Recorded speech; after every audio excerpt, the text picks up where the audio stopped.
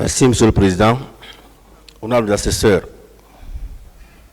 cette question a été déjà posée ici et le ministère public ce jour a dit clairement qu'il entend voir M. Soumaoro ici en qualité de témoin.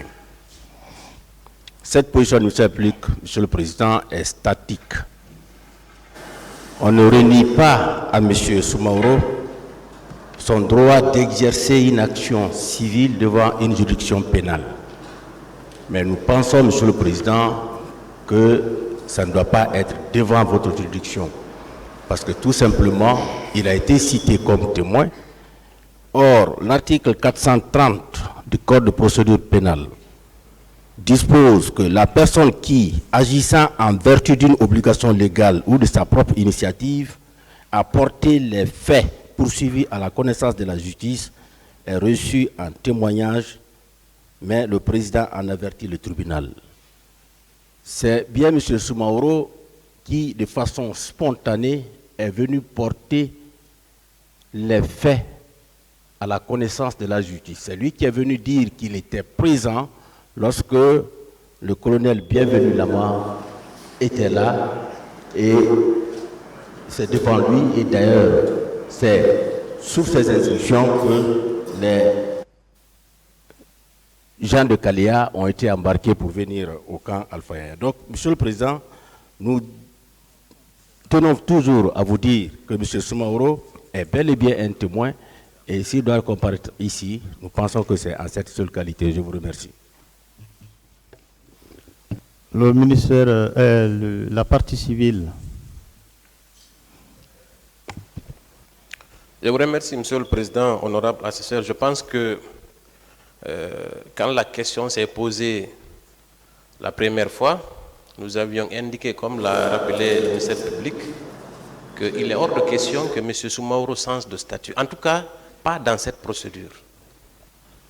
Puisque c'est lui, c'est à travers son témoignage que cette action publique a été déclenchée, notamment contre M. Bienvenu Lama. Donc, qu'il s'en tienne au statut initial et qu'il vienne déposer. Moi, je suis très content du fait que lui-même, il ait demandé le renvoi. Donc, il comparaîtra ici en tant que témoin. En ce qui concerne la requête dont fait état mon confrère, moi, je pense qu'il y a quand même un minimum dans une procédure, c'est celle de communiquer les actes qui sont versés au dossier. Il fait état d'une requête. Mais, Monsieur le Président, même cette requête, il n'a même pas pris le soin de la communiquer aux différentes parties. Mais qu'à cela nous tienne, dès lors que son statut initial est sans ambiguïté, il ne peut pas quitter le statut de témoin à celui de partie civile. S'il entend se prévaloir de sa qualité de victime pour réclamer quoi que ce soit, mais il est libre de le faire, mais dans une autre procédure. Donc, Monsieur le Président, moi je ne m'oppose pas à la demande de renvoi pour sa comparution à cette barre, mais qu'on s'en tienne à son statut initial, et je vous remercie. La défense.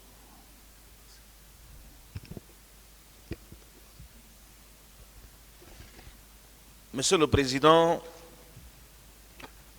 Monsieur les assesseurs, j'avoue que je ne comprends rien à cette procédure. D'abord, je ne sais pas en vertu de quoi Maître Doumbouya a pris la parole, étant donné que nous n'avons pas reçu sa lettre de constitution. Est-ce qu'une lettre timbrée figure au dossier de la procédure? Nous ne le savons pas. Si tel est le cas, Monsieur le Président, comme l'a si bien souligné Maître DS,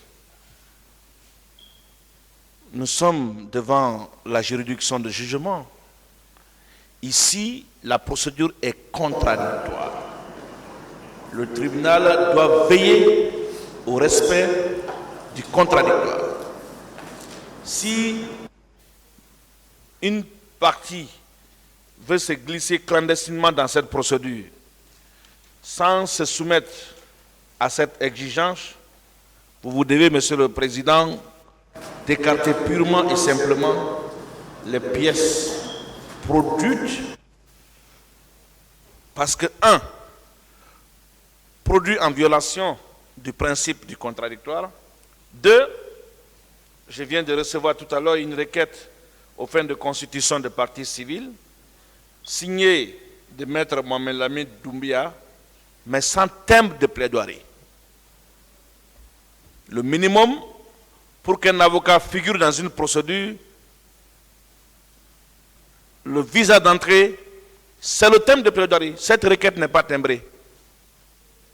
Il ne doit pas prendre la parole dans cette salle. Il ne doit plus prendre la parole dans cette salle, Monsieur le Président. L'autre chose,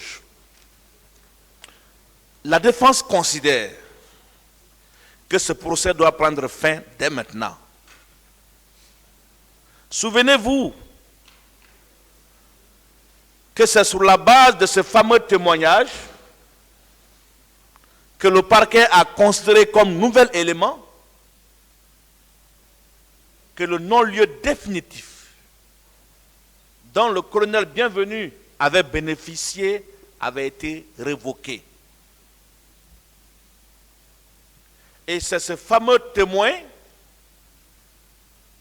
qui a été entendu à huis clos, dans des conditions que je ne veux pas décrire ici. C'est ce fameux témoin qui a permis, n'est-ce pas, la réouverture de cette procédure. Et ce fameux témoin-là vient aujourd'hui vous dire, d'ailleurs je ne suis plus témoin, j'ai réussi ma mission qui consistait à révoquer le non-lieu définitif dont avait bénéficié le colonel Bienvenu. Je veux maintenant profiter de cette procédure. Je veux aussi manger ma part. Mais où est le sérieux dans ça? Le code de procédure pénale est très clair. On ne peut pas porter les deux casquettes. On ne peut pas être témoin et partie civile. On ne peut pas être partie civile et témoin. Ce n'est pas possible. Si Soumaoro décide de se dévêtir de son manteau de témoin à charge, mais qu'on arrête cette procédure. Qu'on considère désormais qu'il n'y a plus de nouvel élément. Et que ce qui nous a envoyé ici, c'est du faux. C'est de la fraude. À la limite, c'est du banditisme judiciaire, Monsieur le Président. Non, retirez ce mot-là. Je retire, Monsieur le Président. Et il faut plus employer ce terme-là. Je retire, Monsieur le Président, vraiment mais pas ça tolère. approprié Oui. à nos us et coutumes du temple, s'il vous plaît. Maître. Je retire, Monsieur le Président. Monsieur le Président, dès lors, nous estimons qu'on peut passer à une autre étape. Si le ministère public et les parties civiles n'ont plus de témoins à faire auditionner ici, qu'on nous permette au moins de passer à la discussion des pièces à conviction. Je ne vois pas le tribunal responsable que vous présidez, c'est de dire, si mes souvenirs sont exacts, cette question avait déjà été résolue par votre juridiction. Le tribunal avait décidé que M. Soumaoro ne pouvait pas changer de manteau à ce stade de la procédure. Ce n'était plus possible.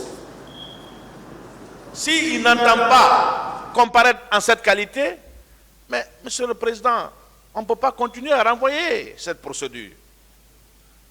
Il ne peut pas venir dire que j'ai un décès, je ne peux pas être là. Mais vous avez une personne en détention là. Si il n'est pas disponible parce qu'il n'a plus le temps pour le tribunal, nous vous prions, Monsieur le Président, permettre que les pièces à conviction qui sont au dossier de la procédure soient projetées. Simplement pour qu'on avance. Je vous remercie.